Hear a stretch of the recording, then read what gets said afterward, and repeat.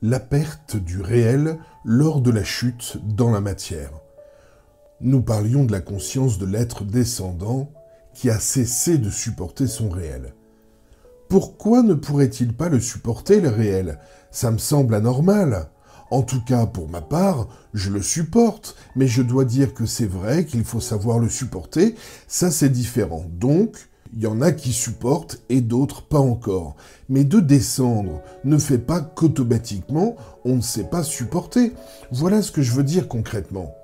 Je suis sûr que certains naissent en sachant supporter, déjà connectés à leur esprit et prêts à la fusion. Peut-être même déjà en processus de fusion dès la naissance. MJ du Québec.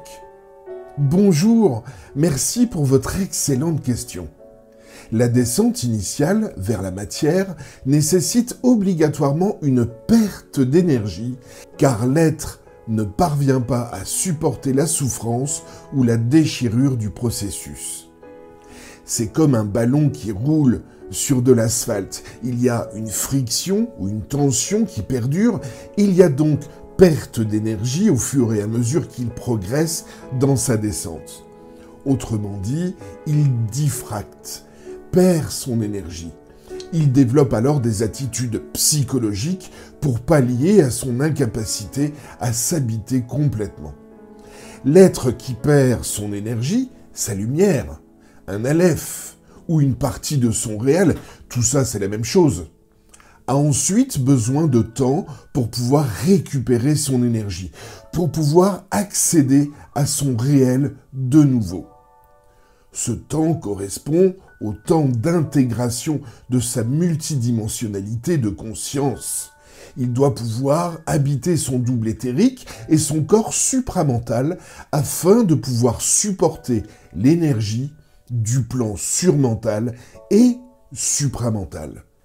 L'intégration doit pouvoir se faire dans sa psyché et dans ses corps. Une fois qu'un nouvel aleph est intégré par l'ego, il peut accéder au plan caractérisé par cet aleph.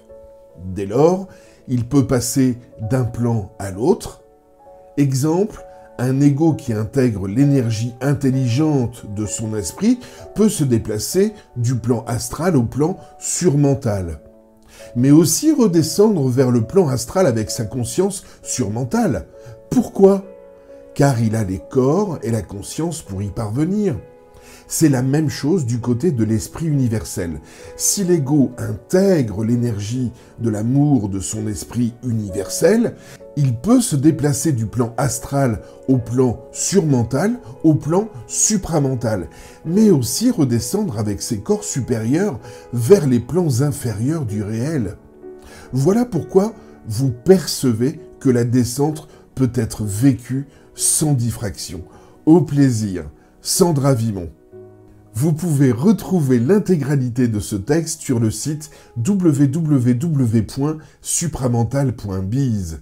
Voix narrative, Romain Lezen.